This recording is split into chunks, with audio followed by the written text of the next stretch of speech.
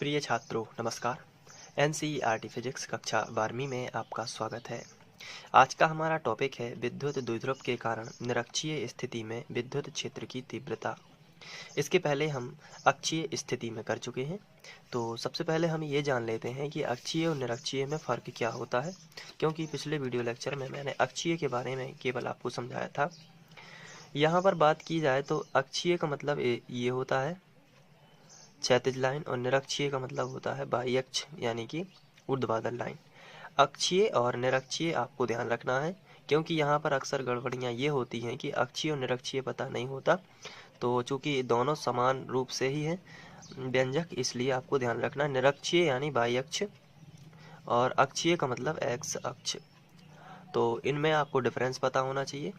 तो अक्षीय स्थिति यानी कि जैसे एक द्विध्रुव है, तो द्विध्रुव से इस यहाँ पर बिंदु P लेंगे तो वो अक्षीय हो जाएगा, और द्विध्रुव से अगर यहाँ पे बिंदु P लेंगे तो वो निरक्षीय हो जाएगा। जैसे कोई द्विध्रुव यहाँ पे रखा हुआ है और बिंदु P यहाँ पे है, तो हम यहाँ से इसके मध्य बिंदु O से R दूरी लेंगे तो ये हो जाएगा निरक्षीय। लेकिन कोई द्विध्रुव यहाँ पर है और इसका मध्य बिंदु ये है, और यहाँ से हम इस डायरेक्शन में बिंदु P लेंगे तो वो हो जाएगा उसी अक्ष पर जिस अक्ष में रखा है, तो उसे बोलते हैं अक्षीय। और अक्ष से विपरीत उसे बोलते हैं निरअक्ष यानी निरक्षीय, जिसे हम बाह्य अक्ष भी बोलते हैं। तो ये हो गया अक्षीय और निरक्षीय। चलिए अब हम तीव्रता ज्ञात करेंगे। तो सबसे पहले हम विद्युत द्विध्रुव बना लेते हैं, जैसा कि आप सभी जानते हैं। तो इसके लिए हम रफ पेपर का यूज़ करेंगे या फिर चित्र को अलग से बनाएंगे, क्योंकि हमें उसकी बार बार ज़रूरत पड़ती रहती है। तो इस पेपर पर हम बनाएंगे इसका चित्र। सबसे पहले हम इसमें बना लेते हैं एक द्विध्रुव जो बराबर किंतु विपरीत आवेशों से मिलकर बना होगा और जिसकी बीच की दूरी 2a होगी। तो ये हमने बनाया प्लस Q और माइनस Q चार्ज से एक द्विध्रुव। ये प्लस माइनस आप कहीं भी ले सकते हैं, इसमें आप कोई दुविधा मत मानिए, प्लस माइनस कहीं भी हो सकते हैं। अब इसके बाद इसका मध्य बिंदु क्या होगा O, और मध्य बिंदु O होगा, और प्लस Q पर हम मान लेते हैं बिंदु A पर प्लस Q है और बिंदु B पर माइनस Q है, और इनके बीच की जो दूरी होती है वो 2a होती है टोटल। तो बीच की दूरी 2a भी हमने मान ली है। जब ये 2a होगी तो बात करें इसका, ये O मध्य बिंदु है, तो ये हो जाएगी a और ये भी हो जाएगी a और a में बट जाएगी। तो हमने इसको a और a में बांट दिया। अब इसके मध्य बिंदु O से R दूरी पर यहाँ कहीं निरक्षीय स्थिति में एक बिंदु P होगा, तो हम यहाँ से R दूरी ले लेते हैं, और यहाँ पे एक बिंदु हमने माना P, जिस पर हमें विद्युत क्षेत्र की तीव्रता ज्ञात करनी है। तो प्लस Q आवेश के कारण तीव्रता अलग होगी और माइनस Q के कारण अलग होगी। तो अगर हम बात करें प्लस Q की, तो बिंदु P पर टेस्ट चार्ज होता है Q0, जो कि एक टेस्ट ही चार्ज है जो धनात्मक प्रकृति का होता है। तो अगर ये यहाँ पर है, मान के चलिए यहाँ पर वो चार्ज है, यहाँ पर हम मान लेते हैं, आपको ध्यान रखना यहाँ पर Q0 है या Q है, छोटा Q है, तो प्लस इसको क्या करेगा, धक्का देगा इस डायरेक्शन में। तो वो हम डायरेक्शन बना लेते हैं कि इस डायरेक्शन में जाएगी। तो हमने क्या किया, यहाँ पे रखा और हमने बनाया कि ये इसको इस तरीके से आगे की ओर धक्का देगा, और इसको हमने थोड़ा डार्क बना लिया है, और ये हो जाएगा E। तो ये हो जाएगी इसकी तीव्रता E वेक्टर।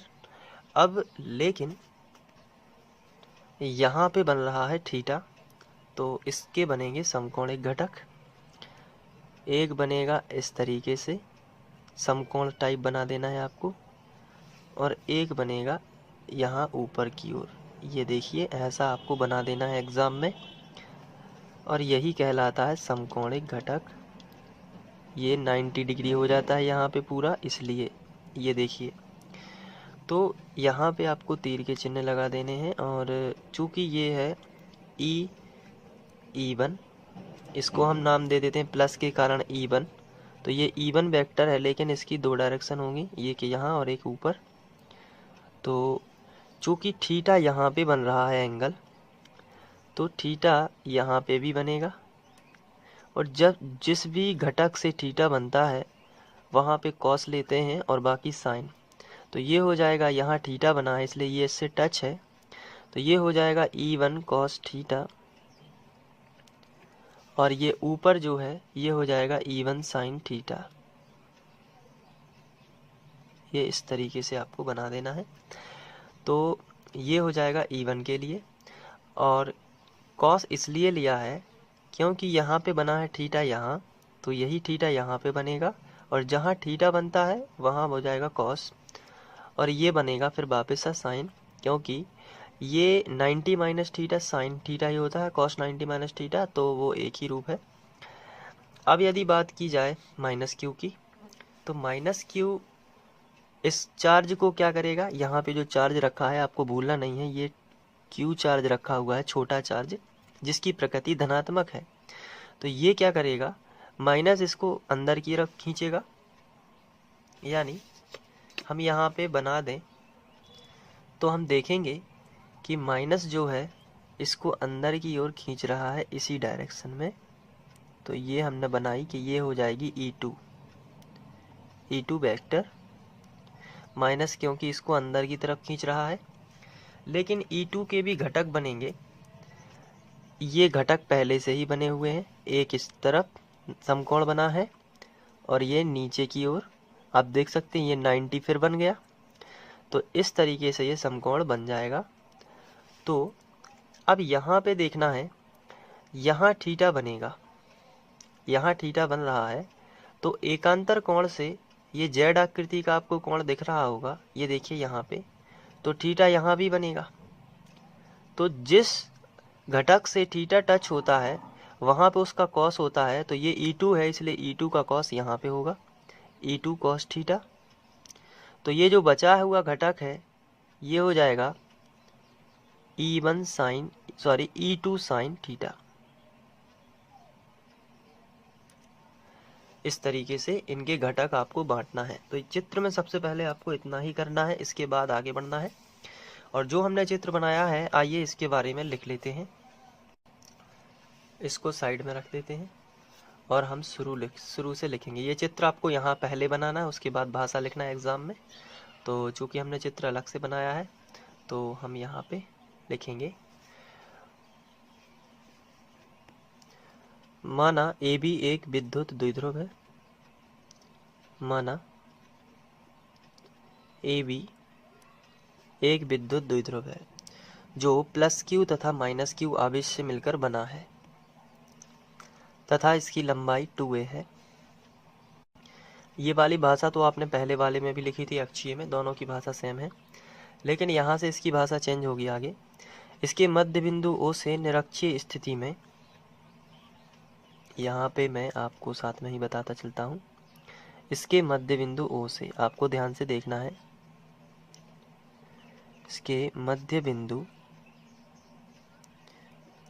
क्या है O, इसके मध्य बिंदु O से निरक्षीय स्थिति में यानी बाई अक्ष में, ऊपर की ओर है क्योंकि, तो आपको लिखना है निरक्षीय स्थिति में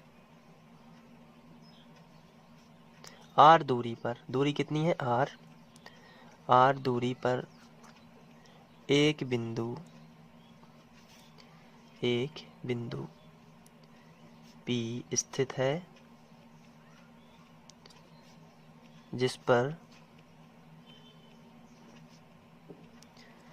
विद्युत क्षेत्र की तीव्रता ज्ञात करनी है।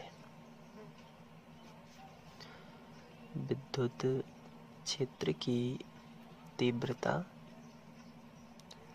ज्ञात करनी है, ये आपको लिखना पड़ेगा एग्जाम में सबसे पहले। तो ये तो हमने लिख लिया, इसके बाद आगे बढ़ते हैं।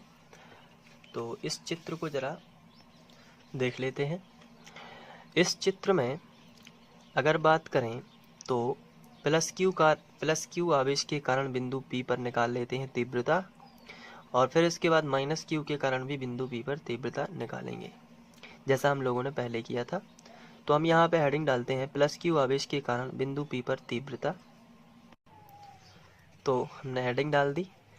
अब तीव्रता निकालना है तो इसके लिए हम लिखेंगे, इसको E1 नाम दे देते हैं। E1 बराबर तीव्रता का फॉर्मूला वही रहेगा जो कि हम पहले कर चुके हैं, 1/4πε0 इंटू और Q बटे, यानी प्लस Q है तो प्लस लिखना अनिवार्य नहीं है क्योंकि वो माना ही जाता है।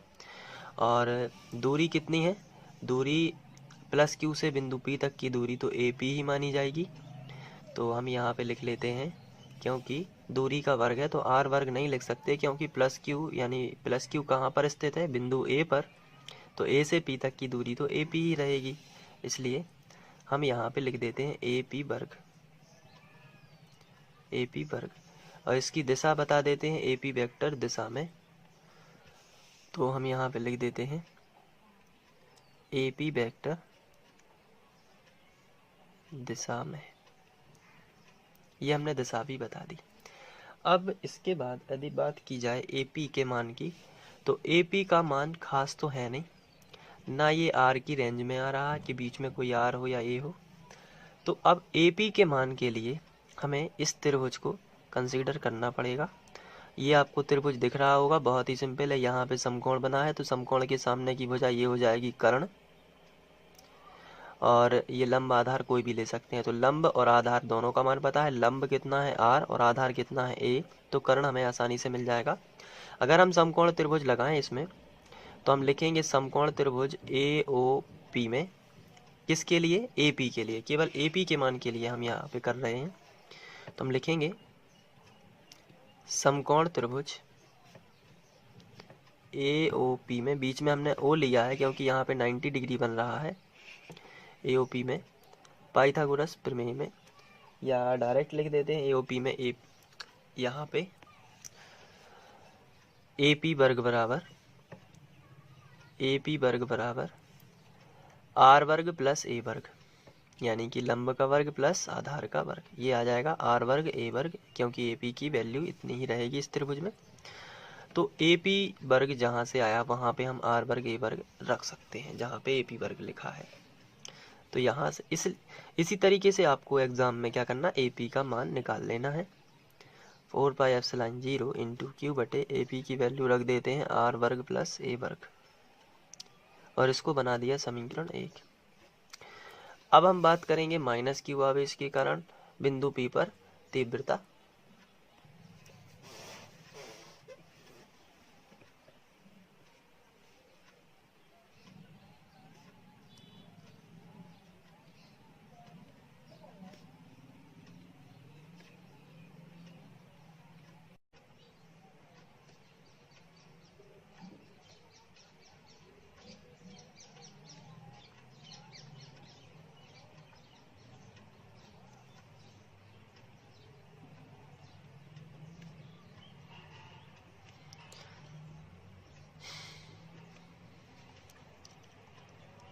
अब माइनस Q जो है E2 बराबर 1/4πε0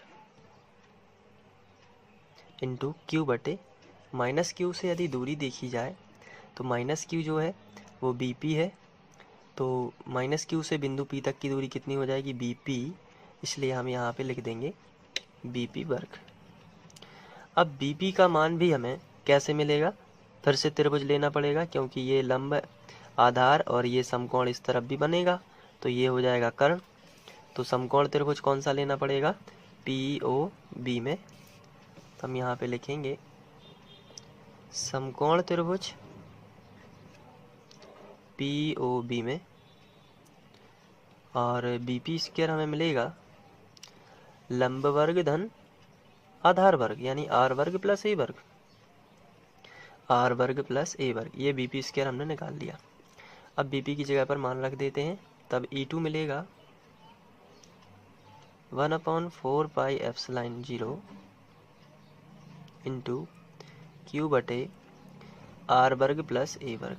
ये BP की जगह पर हमने ये पूरा मान रख दिया और इसे बना दिया समीकरण 2। अब यदि चित्र की बात की जाए तो ये जो घटक हमने बांटे हुए हैं इसके बारे में लिख लेते हैं। सबसे पहले हमने E1 को बांटा था, तो कॉस वाला क्षैतिज कहलाता है और साइन वाला ऊर्ध्वाधर, या फिर इस तरीके से भी आप देख सकते हैं क्षैतिज कौन है ऊर्ध्वाधर कौन है। तो हम यहाँ पे लिखेंगे तीव्रता E1 को क्षैतिज घटकों में विभाजित करने पर, या तीव्रता E1 को घटकों में विभाजित करने पर, और लिख लेते हैं। जो लिखना है आपको मैं पहले से ही लिख देता हूँ। तो इस तरीके से हम लिखेंगे तीव्रता E1 को समकोणिक घटकों में विभाजित करने पर क्षैतिज घटक कॉस वाला है E1 cos थीटा और ऊर्ध्वाधर घटक E1 sin थीटा। इसके बाद हम तीव्रता E2 को भी इसी तरीके से लिखेंगे। तो हमने लिखा तीव्रता E2 को समकोणिक घटकों में विभाजित करने पर, जो कि हम पहले ही समझ चुके हैं, केवल लिखना बस है। क्षैतिज घटक हो जाएगा कॉस वाला, क्षैतिज देखिए यहाँ पे कॉस वाला क्षैतिज, बस यहाँ पे 1 और 1 था, यहाँ पे 2 और 2 लगा दिया।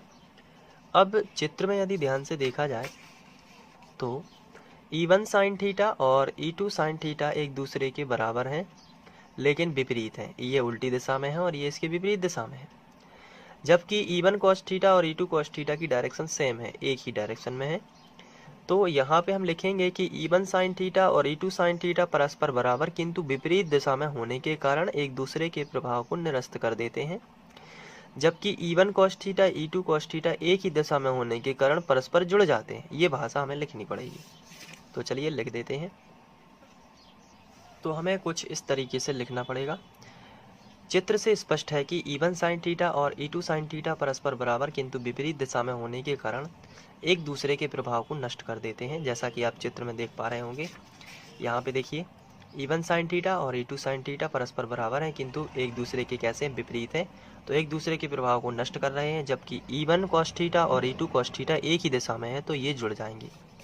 तो यही हमने यहाँ पे लिख दिया है, एक दूसरे के प्रभाव को नष्ट कर देते हैं, परंतु E1 cos थीटा तथा E2 cos थीटा एक ही दिशा में होने के कारण परस्पर जुड़ जाते हैं, इसलिए परिणामी तीव्रता E बराबर होगा E1 cos थीटा, दोनों को जोड़ देते हैं, E1 cos theta plus E2 cos theta. ये हमने दोनों को जोड़ दिया। लेकिन अगर बात करें हम E1 और E2 के मान की, तो मैं आपको दिखा देता हूँ। E1 का मान आप देखिए यहाँ पे 1/4 पाई एप्सिलॉन 0 Q बटे R वर्ग प्लस A वर्ग, और इसको हमने समीकरण 1 बनाया था। और E2 का मान भी उतना ही है जितना E1 का है, 1/4 पाई एप्सिलॉन 0 Q बटे R वर्ग प्लस A वर्ग। देखिए यहाँ पे दोनों मान बिल्कुल एक जैसे हैं, और ये समीकरण 1/2 से हमने इसलिए बनाया था ताकि हम बता सकें कि E1 और E2 दोनों कैसे बिल्कुल बराबर हैं। आप देख लीजिए ये वाला मान और ये वाला मान दोनों ही कैसे हैं, बराबर हैं। तो हम यहाँ पे लिखेंगे चूंकि E1 बराबर है E2 समीकरण 1/2 से,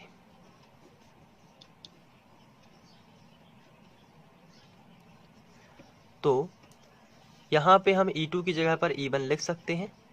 तो हो जाएगा E बराबर, चाहे E1 की जगह पे E2 लिख दीजिए, दोनों ही एक ही बात है। E1 cos थीटा ज्यों का त्यों, लेकिन इस E2 की जगह पर हम E1 लिख सकते हैं क्योंकि बराबर है। तो यहाँ भी हो जाएगा E1 cos theta. E1 cos theta plus E1 cos theta हो जाएगा 2 E1 cos theta, 1 cos theta ये है, 1 cos थीटा, तो 2 cos थीटा हो जाएंगे, 2 E1 cos थीटा। और E1 की वैल्यू हम समीकरण 1 से रख देंगे। तो 2 गुणित E1 का मान पूरा हम लिख लेते हैं 1/4 पर, जो मैंने अभी आपको दिखाया, एप्सिलॉन 0 इंटू Q बटे R वर्ग प्लस A वर्ग। ये हमने रखा Q का मान, E1 का मान पूरा, और गुणित में है cos थीटा, तो हमने cos थीटा भी लिख दिया। अब यहाँ पे cos थीटा का मान हमें निकालना है, तो हमें वापस से चित्र में चलना पड़ेगा। तो इस चित्र में यदि देखा जाए तो cos का फॉर्मूला क्या होता है, आधार बटे कर्ण, यही होता है ना, आधार बटे कर्ण। तो अब आधार यदि हम यहाँ पे देखें, आधार क्या है, आधार A है, और कर्ण क्या है, कर्ण था इन दोनों का। अच्छा, कर्ण निकालना है तो हम लोग इतना तो निकाल चुके थे कि BP वर्ग बराबर कितना होता है, BP वर्ग बराबर R वर्ग प्लस A वर्ग। ये हमने अभी निकाला है, R वर्ग प्लस A वर्ग BP वर्ग। लेकिन BP वर्ग नहीं, केवल कर्ण यानी BP चाहिए, तो वर्ग हटेगा तो क्या आ जाएगा, वर्गमूल। तो अगर शुद्ध BP का मान निकालें हम, चूंकि हम BP का नहीं निकालते थे क्योंकि हमारे पास BP वर्ग होता था, तो डायरेक्ट R वर्ग A वर्ग हो जाता था। लेकिन BP वर्ग की जगह पर BP का मान चाहिए, तो होगा यहाँ पे कर्ण R वर्ग प्लस A वर्ग, ये होगा कर्ण। तो आधार बटे कर्ण यानी कॉस थीटा यदि हमें चाहिए तो आधार बटे कर्ण होगा, यानी कि आधार यानी ए बटे अंडर रूट आर वर्ग प्लस ए वर्ग, ये होगा कॉस थीटा का मान। इसलिए हम यहाँ पे लिखेंगे त्रिभुज या समकोण त्रिभुज, कॉस थीटा के लिए करेंगे ना, तो समकोण त्रिभुज बीओपी में कहीं भी ले सकते हैं आप, उस तरफ भी लेंगे तो भी वही वैल्यू मिलेगी, तो कोई भी त्रिभुज ले लीजिए, दोनों ही बराबर है। तो समकोण त्रिभुज बीओपी में अब हमें चाहिए कॉस थीटा, तो इसलिए हम लिखेंगे कॉस थीटा बराबर आधार बटे कर्ण, और चित्र से देखा जाए तो आधार है ए, यदि हम इसमें फिर से देखें आधार है ए और कर्ण है अंडर रूट आर वर्ग प्लस ए वर्ग, तो ए बटे और कर्ण हो जाएगा आर वर्ग प्लस, आपको चित्र में ही लिख देना है कर्ण, तो उससे डिफाइन हो जाएगा आर वर्ग ए वर्ग। तो ये मिल जाएगा कॉस का मान, तो वापस से कॉस की जगह पर रखेंगे तो आपको मिलेगा ई बराबर 2 गुणित 1/4 पाई एप्सिलॉन 0 और क्यू बटे आर वर्ग प्लस ए वर्ग, ये ज्यों का त्यों इतना पूरा यहाँ पे देखिए, और गुणित कॉस की जगह पर हम रखेंगे क्यू बटे अंडर रूट आर वर्ग प्लस ए वर्ग, ये हमने रख दिया। अब इसके बाद हमें करना है ई बराबर, आगे मैंने दोबारा से स्टेप लिखा है क्योंकि नेक्स्ट पेज था, तो यहाँ पे ए है आधार बटे कर्ण, तो ए इसको करेक्ट कर देता हूँ, और इस वाले पेज में भी यहाँ पे ये ए ही होगा, क्योंकि आधार बटे कर्ण आप देखेंगे यहाँ पे ए बटे इतना ही था। चलिए अब आगे बढ़ते हैं, तो 2QA ये क्या है, द्विध्रुव आघूर्ण, तो ये बनेगा P। तो सबसे पहले तो हम 1/4 पाई एप्सिलॉन 0 को अलग कर देते हैं, 2QA बन गया P, द्विध्रुव आघूर्ण P होता है, और नीचे यहाँ पर 1 की घात है, यहाँ पर 1 की घात है और यहाँ पर आधे की घात है, क्योंकि इस पर कोई भी घात नहीं तो 1 की मानी जाएगी। तो और ये आर वर्ग ए वर्ग पर आधे की घात यानी रूट लगी हुई है, तो आधे की मानी जाती है। कहने का मतलब ये है कि 1 की घात प्लस आधे की घात है दोनों के पास, तो टोटल कितनी हो जाएंगी, जोड़ देते हैं तो एलसीएम कर देते हैं, 2 एकम 2 और 1 3, तो हो जाएगा 3/2 की घात, किस पर, आर वर्ग ए वर्ग पर। यहाँ पे आर वर्ग ए वर्ग पर यदि कोष्टक के बाहर यदि कोष्टक लगा दिया जाए तो कोई भी घात नहीं है, तो 1 की मानी जाएगी, और यहाँ पर आर वर्ग प्लस ए वर्ग पर अंडर रूट है यानी कि 1/2 की, तो दोनों घातों को जोड़ दिया है, क्योंकि गुणा में घातें जुड़ती हैं तो एक साथ में हम लगा सकते हैं 3/2 की घात। तो यहाँ पे हम लिखेंगे आर वर्ग प्लस ए वर्ग पर 3/2 की घात, और यहाँ पे हमें बता देना पड़ेगा चूंकि Q × 2A बराबर P बराबर द्विध्रुव आघूर्ण, ये हमने पहले ही यहाँ पे लिख दिया। तो अब हम आगे बढ़ेंगे और इसको आगे सॉल्व करेंगे। तो यदि a बहुत ही छोटा हो, यदि चित्र में देखें ये द्विध्रुव की अल्प दूरी होती है, और अगर उसका भी आधा बहुत छोटा हो, a r की तुलना में यदि बहुत छोटा हो तो इसे हम अलग कर सकते हैं। तो हम यहाँ पे लिखेंगे यदि a छोटा हो, बहुत छोटा हो r से, तो इसे नगण्य मानने पर, तो इसे नगण्य मानने पर, तो चलिए लिखते हैं ई बराबर 1/4 pi epsilon not into P बटे, ए को हटा देंगे तो आर के ऊपर आएगी आर वर्ग के ऊपर आएगी 3/2 की घात, तो 2 से 2 कैंसिल हो जाएंगे, तो आर के ऊपर बचेगी केवल और केवल 3 की घात। तो ई बराबर आएगा 1/4 पाई एप्सिलॉन 0 इंटू पी बटे आर घन, ये आएगा न्यूटन प्रति कूलम। तो यही हो जाएगी निरक्षीय स्थिति में तीव्रता। और यदि माध्यम का परावैद्युतांक k हो तो E बनेगा 1/4 पाई एप्सिलॉन नॉट, k बस जोड़ देना है, इंटू पी बटे आर घन, यही हो जाएगा न्यूटन पर कूलम। इस तरीके से हम यहाँ पे करेंगे, और यही निरक्षीय स्थिति में तीव्रता का व्यंजक होगा। और वायु निर्वात में के बराबर वापस से 1 भी कर सकते हैं, तो वो भी इसमें हम लिख सकते हैं। तो इसके बाद मैं आपको स्क्रीनशॉट दे देता हूँ।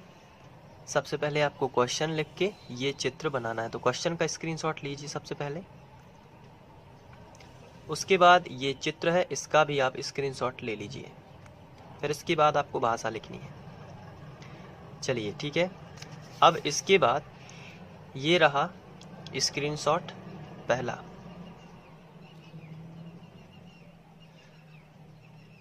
फिर इसके बाद ये यहाँ पर थोड़ा सा बड़ा है, लेकिन आपको करना ही पड़ेगा क्योंकि अक्षीय निरक्षीय में से एग्ज़ाम में ज़्यादातर पूछा जाता है। इसके बाद ये है,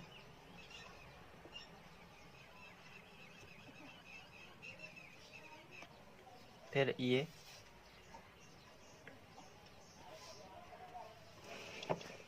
इसके बाद ये,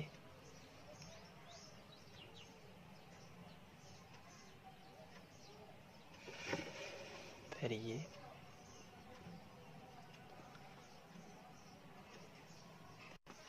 फिर ये,